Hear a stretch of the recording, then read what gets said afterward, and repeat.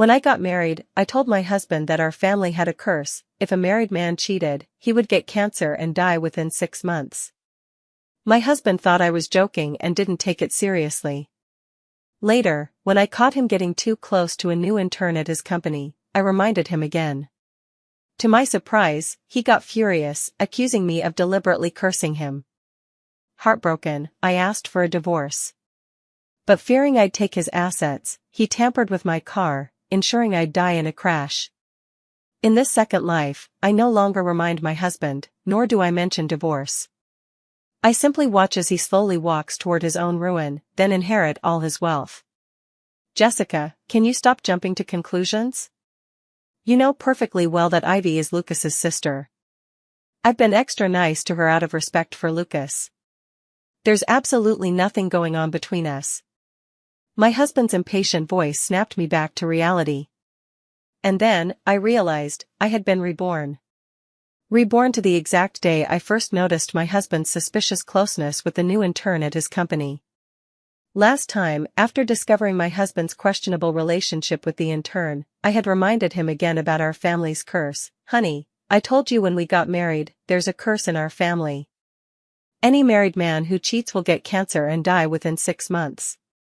Not only did he refuse to believe me, he accused me of cursing him. Jessica, do you think this nonsense is funny? Even if such ridiculous superstitions were real, which they aren't, what does it have to do with me when I haven't cheated? You can't keep hexing me just because you're paranoid about me straying. I can't talk to you when you're like this. Go think about what you're saying.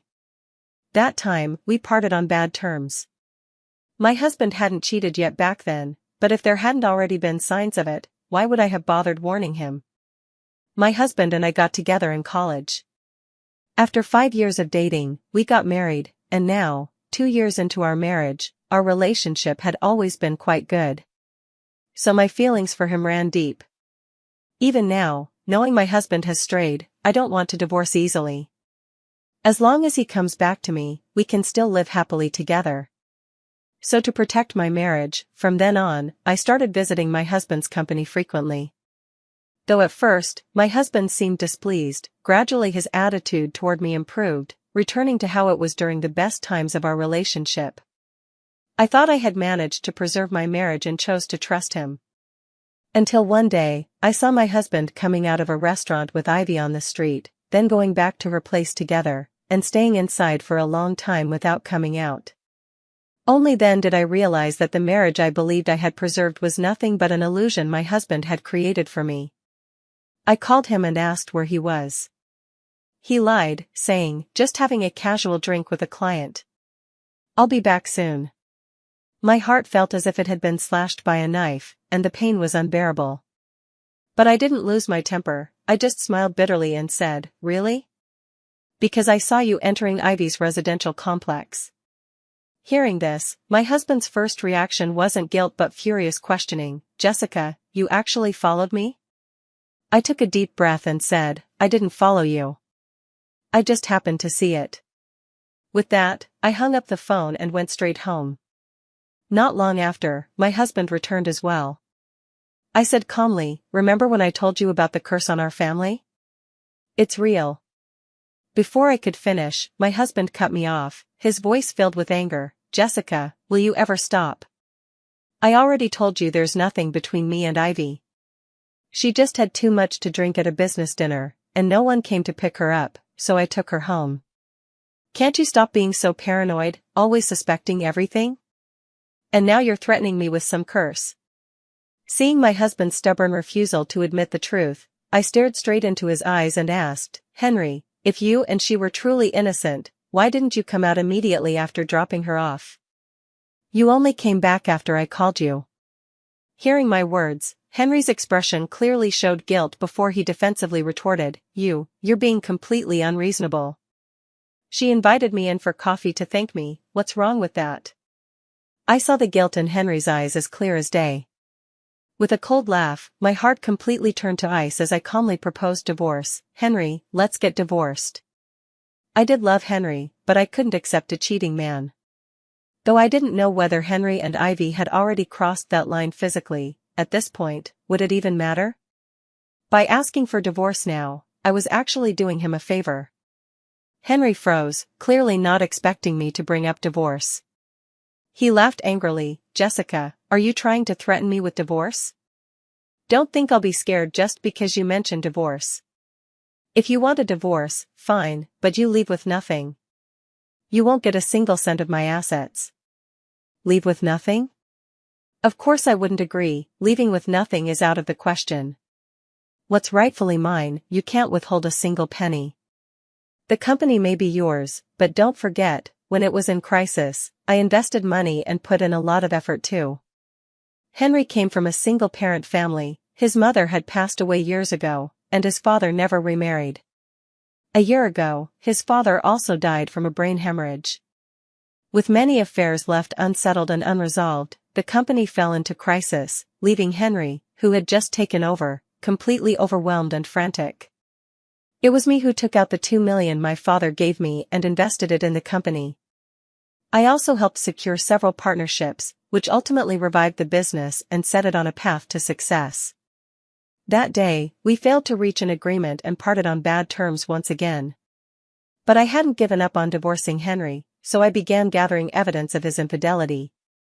Not long after, the brakes of my car suddenly failed, sending me crashing off the overpass. The car was destroyed, and I died. After my death, my soul didn't immediately dissipate but instead returned to Henry's side. That's when I discovered he had tampered with my car, all to prevent me from divorcing him and taking his assets. Henry and Ivy had been carrying on behind my back for quite some time. But before I could witness him succumb to cancer, I was reborn. Still, rebirth was a blessing. In this life, I wouldn't remind my husband about the curse, nor would I bring up divorce again.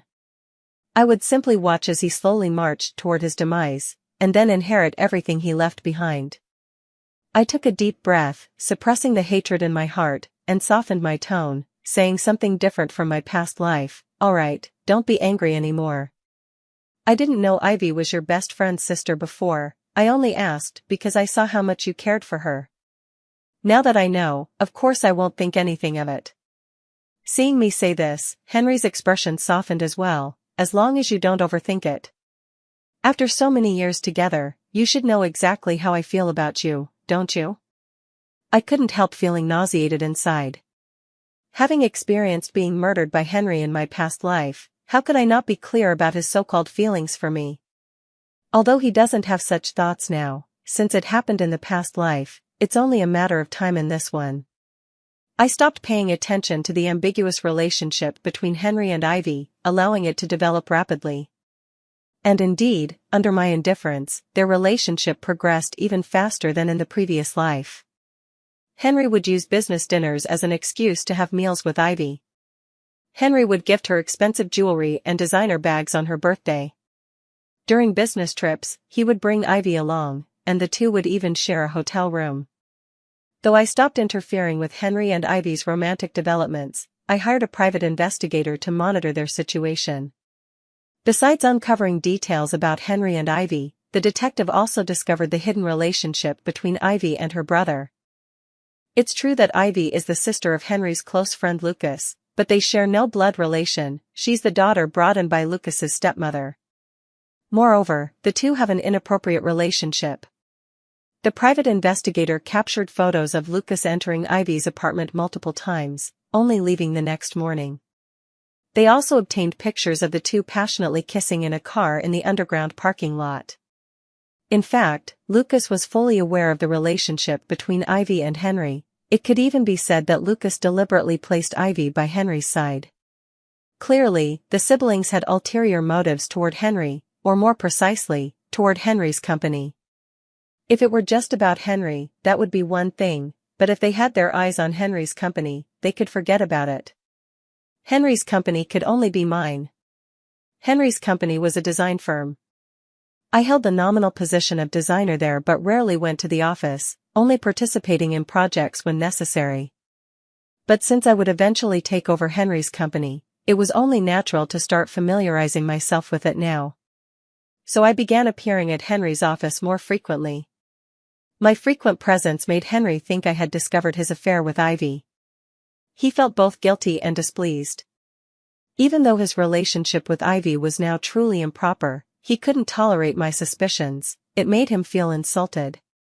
"You've been running to the company all the time lately. Could it be you still suspect something between me and Ivy?" Henry put on an angry expression, as if offended by my suspicion, and questioned me. I pretended to be taken aback, then explained, "What are you talking about? If I said I trust you, then I trust you. I've just been working on a promising project recently and wanted to give it a try." To keep Henry from seeing through my intentions, I really had been negotiating a decent design project. Hearing it was just work-related, Henry didn't press further. After all, he was more than happy for me to bring in business and make money for his company. But Ivy's gaze toward me was always filled with resentment. Though her relationship with Henry was progressing well, Ivy's status remained nothing more than a secret mistress, so naturally, she looked at me with envy and jealousy. So whenever she got the chance, she deliberately made trouble for me.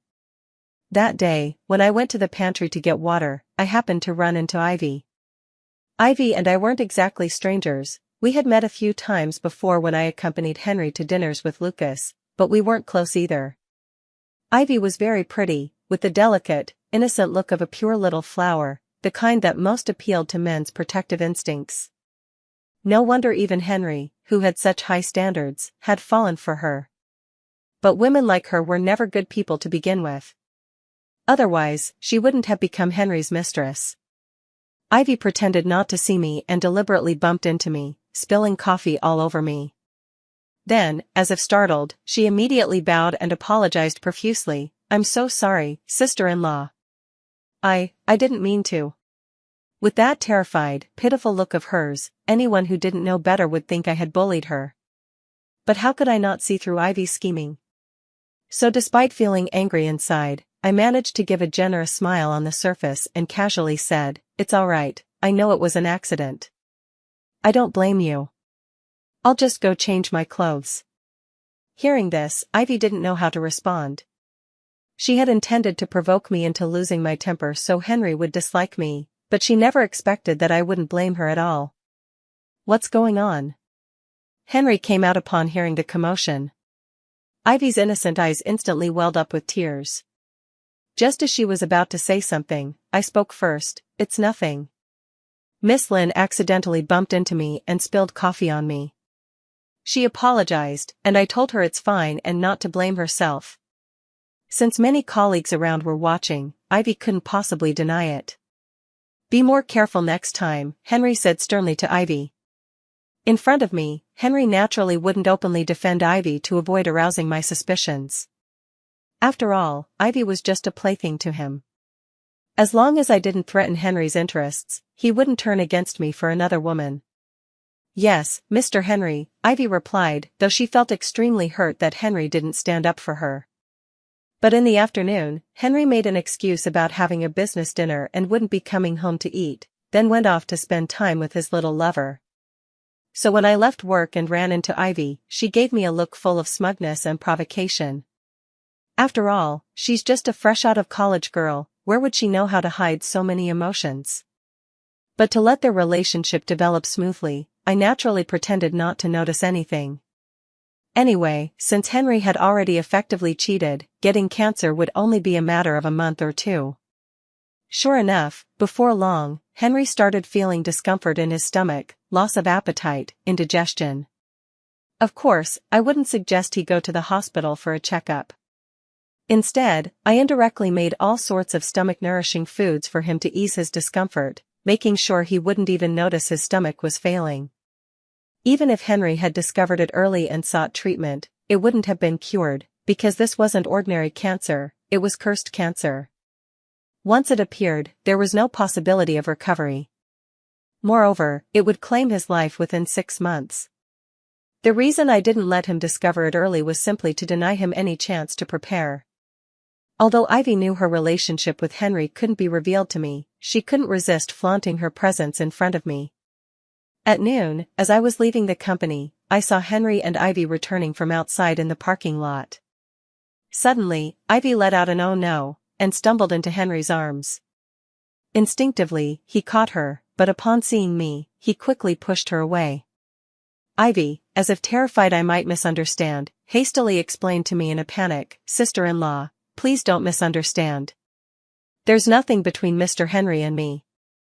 I just twisted my ankle, and Mr. Henry only caught me to help."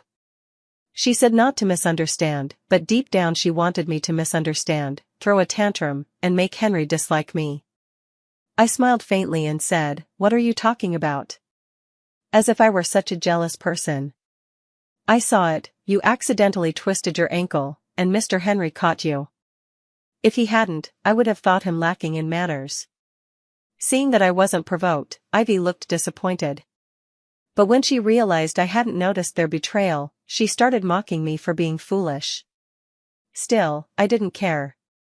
Relieved that I hadn't misunderstood, Henry explained to me, "I was out running an errand earlier and happened to run into Ivy, so I gave her a ride back to the company." "Yeah," I responded with a smile, pretending to believe him. Although Henry had always maintained a proper distance from Ivy at the company, ensuring no one noticed anything amiss, Ivy was determined to provoke me and repeatedly acted overly familiar with him on purpose. This led the employees to notice something unusual, and rumors about Ivy and Henry's relationship began to circulate. Later, when Ivy saw me, she started tearfully explaining, "Sis-in-law, there have been rumors lately about an inappropriate relationship between me and Mr. Henry.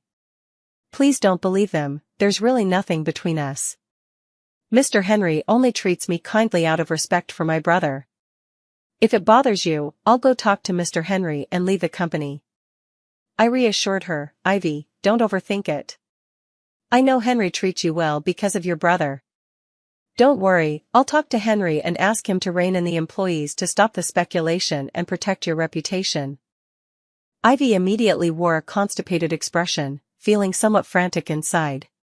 She couldn't understand why I trusted Henry so much and wasn't the least bit angry. I actually don't think it's a big deal. I was just worried you might misunderstand," Ivy said with an understanding tone. Of course she wouldn't think it's a big deal, otherwise she wouldn't have deliberately created situations that would make people misunderstand. She just wanted me to believe it. Later, I found Henry and brought up how people in the company were misunderstanding his relationship with Ivy. "Henry, I believe you and Ivy are innocent, but those who don't know the truth might speculate because of how close you two are. This isn't good for either of your reputations, and you'll have a hard time explaining it to Lucas later. So you should be more careful." When Henry heard me mention that people at the company were gossiping about his unclear relationship with Ivy, he felt guilty. It was only when I said I believed him that he finally relaxed. As for the rumors about him and Ivy circulating in the company, Henry didn't suspect Ivy at all. He simply thought they might have gotten too close, leading others to misunderstand. From then on, he would have to be more careful. Henry took my hand, putting on a grateful expression for my trust. "Jessica, thank you for believing in me. I'll definitely be more careful from now on. It's mainly because Lucas wanted Ivy to learn a few things from me, so I kept calling her over to teach her. Though his touch disgusted me, I endured it to avoid raising his suspicions. After all, he would soon be a dead man." The next afternoon, Lucas came to Henry's company and said in front of everyone, "Henry, my sister is interning here, hope she hasn't caused you any trouble. If she does anything wrong, don't hesitate to scold her. Don't feel awkward just because of me." The employees immediately realized they had misunderstood the relationship between Ivy and Henry. So their boss treated Ivy differently because she was his friend's sister. After that, the rumors died down. This was all an act orchestrated by Henry. What he didn't know was that Lucas was already aware of his relationship with Ivy. Henry, feeling guilty for hiding it from Lucas, had been extra accommodating whenever Lucas asked for favors lately, though none were major, so Henry didn't think much of it. "Ivy is very diligent, no trouble at all," Henry replied. "That's good to hear." Lucas looked relieved upon hearing this. "By the way, I came here because I need your help with something. If you're free at noon, let's have lunch together." "Sure. I'm free," Henry agreed. The group went to a restaurant near the company for lunch. Lucas looked conflicted, hesitating to speak. Seeing this, Henry said directly, "Lucas, just tell me what's on your mind.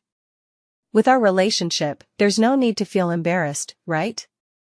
Hearing this, Lucas sighed first, speaking with full resignation. "Henry, I've asked for your help several times recently. To be honest, I really feel awkward bringing this up now, but besides you, I don't know who else to turn to. Here's the thing, I've recently come across a promising project but I'm a bit short on investment funds. So, I'm swallowing my pride to ask if you could lend me some. I'll pay you back as soon as the funds come through." "How much do you need?" Henry asked. 1 million, Lucas said. "Sure, I'll transfer it to you later." Although Henry's company wasn't a major enterprise, 1 million wasn't a particularly large sum for him, so he agreed readily. Seeing Henry agree, Lucas breathed a sigh of relief and immediately assured him, "Henry, thank you so much. Don't worry, I'll pay you back as soon as possible." Having long suspected that Lucas and Ivy had ulterior motives for getting close to Henry, I wasn't particularly surprised when the private detective sent me the recording of their conversation. In the afternoon, Henry didn't come to the office and instead went to Ivy's apartment. I pretended not to know anything, letting them carry on. Grateful that Henry had lent money to Lucas, Ivy lured him back to her place, where they indulged in passionate intimacy, thoroughly enjoying themselves. That evening, Henry returned home exhausted. At first, whenever he came back after fooling around with Ivy, he would feel guilty and bring me all sorts of gifts.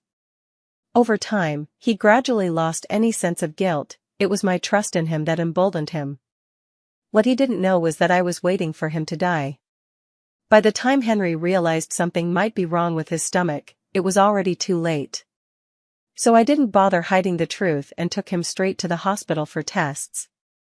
The results came back, late-stage stomach cancer. Henry was thunderstruck. How could he have stomach cancer? He had completely dismissed what I'd told him when we got married, that our family carried a curse. If a married man cheated, he would get cancer and die within 6 months. So at this moment, Henry didn't connect the two things at all. He might have even forgotten I'd ever said those words. Yes, Henry had forgotten. Even if he did remember, he probably dismissed it as mere coincidence. After all, the so-called curse was too absurd, something straight out of superstition. When my parents first told me about this, I also thought it was complete nonsense. But my grandfather and my uncle both died of cancer after having affairs, one from liver cancer, the other from pancreatic cancer. My dad believed it from the start. After marrying my mom, their relationship remained strong, and he never once considered cheating. Because the curse isn't entirely without a solution, you just have to divorce before having an affair. Don't lose heart, honey.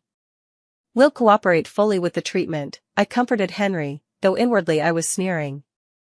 Generally speaking, late-stage stomach cancer can be treated through chemotherapy, radiation therapy, or targeted drugs to kill cancer cells, inhibit their growth and spread, and thus control the progression of the disease. Yes, it can only be controlled, not cured. And even with active treatment, at best, it can only extend life by a few years. Death is still inevitable. But Henry's stomach cancer is different from the usual kind, it's cursed.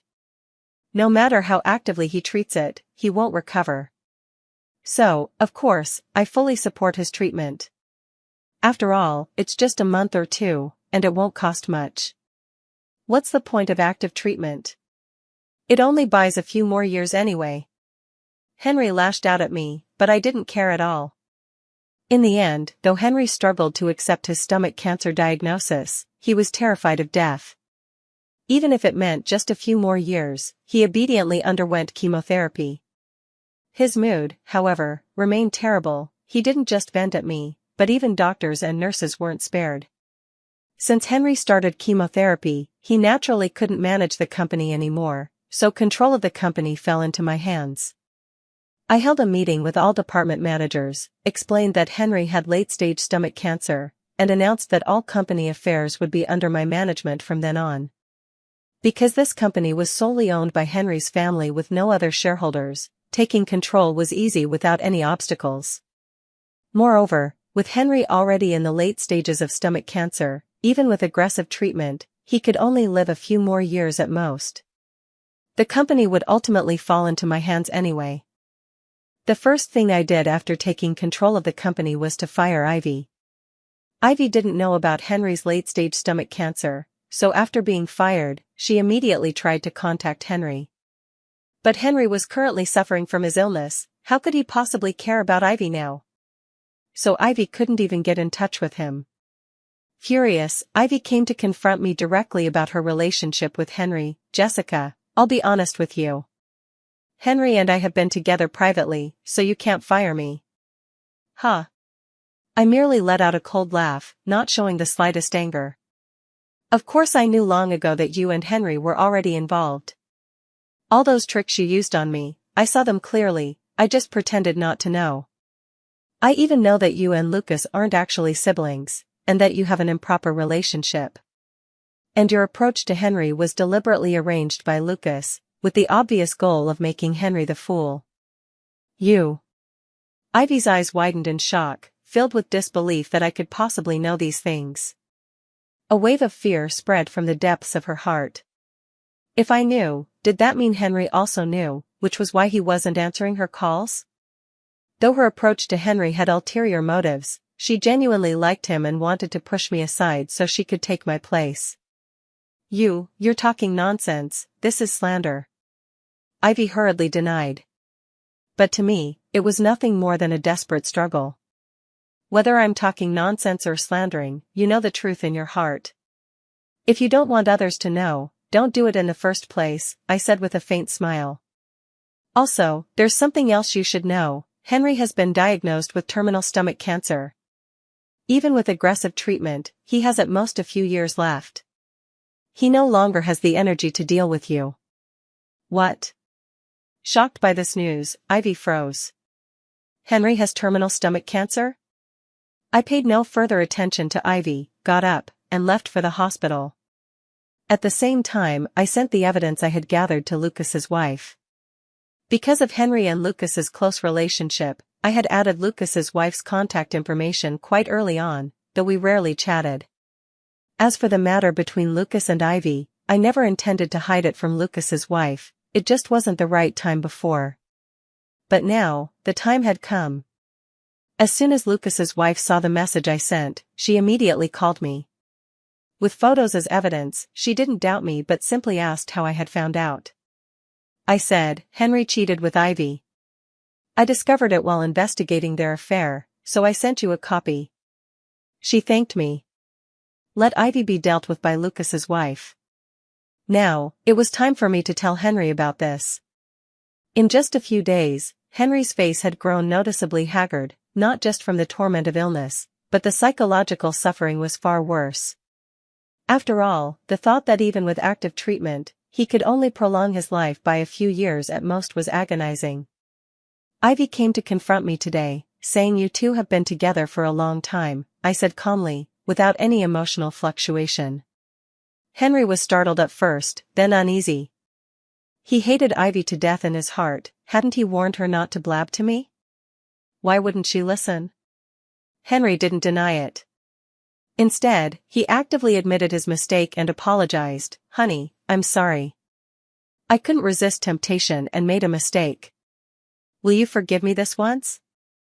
I actually knew long ago, I replied with a faint smile, showing no signs of anger. After all, I'd already been angry, there was nothing left to be angry about now. Yes, there is only ongoing revenge. And Henry is about to pay the price for his actions, so I'm feeling very calm now. Upon hearing this, Henry widened his eyes in shock. What? You knew all along? I smiled faintly and said, because the first time I noticed your ambiguous relationship with Ivy, I knew you would cheat sooner or later. So, I hired a private investigator to look into you too. Hearing this, Henry immediately flew into a rage and shouted at me, what? You actually hired a private investigator to spy on me? So what if I cheated? How many wealthy men don't have women on the side? As long as I still come home and don't divorce you, that should be enough. With the truth exposed, Henry became more self-righteous. Instead of answering, I countered, guess what else I've uncovered? Without waiting for Henry to actually guess, I immediately pulled out the documents about Lucas and Ivy and handed them to Henry. The first page featured a photo of Lucas and Ivy locked in a passionate kiss, instantly capturing Henry's attention. Then, an even stronger surge of rage filled my chest. How could Lucas and Ivy do such a thing? What did Ivy take him for? Henry could betray me, but he couldn't stand Ivy betraying him, even if she was just his mistress. I twisted the knife deeper into Henry's heart. Lucas and Ivy aren't biological siblings. Ivy is the child his stepmother brought into the family, and they'd been involved in an improper relationship. In fact, Ivy was deliberately placed by Lucas to be by your side, just to make a fool out of you. No, this can't be true, this can't be. Henry couldn't accept it. His most trusted brother, the one he had always relied on, had conspired with his lover to betray him. Pfft. The shock was too much for Henry. Overwhelmed with rage, he spat out a mouthful of blood before collapsing into unconsciousness. I didn't leave, waiting for him to wake up again. However, when Henry came to, the way he looked at me had changed, first shock, then fury. Without hesitation, he lunged at me, as if he wanted to kill me. Fortunately, Henry was too weak at that moment and didn't even lay a finger on me. Jessica, why are you still alive? Didn't you already? Henry blurted out the question, but halfway through his words, he suddenly stopped, looking at me with wariness and confusion in his eyes. And the moment I heard Henry's words, I immediately guessed, Henry had also been reborn. But instead of panicking, I actually thought it was good that he had been reborn. Now he would clearly understand why I wanted revenge. Otherwise, if I told him but he couldn't remember, how dull would that be? Henry glared at me with venomous eyes, gritting his teeth as he demanded, "Does my stomach cancer have something to do with you?" Instead of answering, I countered, "Why do you ask?" "Because you said your family has a curse, married men can't cheat, or they'll get cancer and die within 6 months, Henry said through gritted teeth. I suddenly let out a light laugh and said with amusement, "Yes. I did say that, but you didn't believe me, so you cheated. Then why didn't you remind me in this life?" Henry roared at me. Yes, he had been reborn, but he felt no guilt whatsoever for killing me in his past life. Instead, he blamed me for not warning him again in this one. "Would you listen if I warned you?" "No, you wouldn't. You'd just accuse me of cursing you. Even when I asked for a divorce, you refused. Instead, to keep me from taking any assets, you tampered with my car's brakes, trying to kill me in a crash." I laughed mockingly, my gaze burning with hatred and murderous intent. Henry stiffened abruptly, shock flashing in his eyes. He hadn't expected me to know he was behind it. In our past life, he hadn't believed in that so-called curse, ignoring my repeated warnings, and still cheated. Until he actually got cancer. No treatment worked, and he died within 6 months. At first, he thought it was just coincidence. But then, when he opened his eyes again, still alive, with me unharmed, he found himself stricken with cancer once more. So he guessed I'd also been reborn. And this time, I never warned him about the curse. I even watched coldly as he cheated and fell ill. After 2 lifetimes of betrayal and cancer, he finally had no choice but to believe it was real. But he couldn't accept it. Why couldn't he have come back earlier? Then he would have divorced me before cheating. Suddenly, Henry looked at me eagerly, his tone pleading, "Jessica, since this is your family's curse, you must know how to break it, right? As long as you can resolve this, I promise to divorce you and give you half of our assets." As long as he could survive, he no longer cared about giving me half his wealth. I sneered coldly, leaving aside that this curse is unbreakable. Even if there were a solution, why would I help you? Do you think I'm magnanimous enough to overlook how you killed me in our past life? Besides, once you're dead, all your assets will be mine.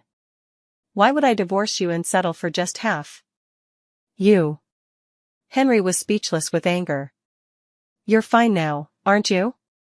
He refused to believe the curse was unbreakable, convinced I was deliberately refusing to save him. I retorted, just because I'm fine now doesn't erase all the harm done. Unless we get another lifetime to start over, in this life, you're destined to bear my revenge. It's good that you've been reborn, this way, you'll clearly understand why you ended up like this. Otherwise, my revenge wouldn't feel as satisfying. You. Henry glared at me with eyes wide in fury, practically wishing he could kill me. But at this moment, there was nothing he could do. Since Henry had been reborn, I stayed right there to keep an eye on him, making sure he couldn't try anything while I was away. Henry did attempt to seek help, but with me watching him, he had no chance at all. When the doctor arrived, Henry pleaded for help, claiming I was trying to harm him. The doctor didn't believe a word of it. After all, how could anyone cause something like stomach cancer? So he just assumed Henry was mentally unstable and gave him a sedative shot. For the next 2 days, Henry's cancer cells spread aggressively, leading to multiple organ failure. He no longer had the strength to cause any more trouble. Soon after, he died, consumed by pain and resentment. Since Henry had no parents or children, as his wife, I became the sole heir to his estate. With my vengeance fulfilled, I finally felt at peace. Lucas's wife told me she had filed for divorce. As for Lucas and Ivy's affair, she had exposed it to everyone, leaving both of them disgraced. Ivy and her mother were also kicked out of their home. After Henry's death, I finally told my parents about what had happened, though I left out the part about my rebirth, not wanting to worry them unnecessarily. When they learned of Henry's fate, they simply said he got what he deserved. Because of this curse, I never remarried. But I wanted children of my own. I didn't want to spend my life alone and miserable. So, I went to a sperm bank abroad and selected 2 high-quality donors. Fortunately, both children I gave birth to were boys, which means they won't be bound by the curse. Yes, in our family, the curse only affects women, not men. Though the curse punishes those who betray you, I still hope my children can marry and have families normally in the future.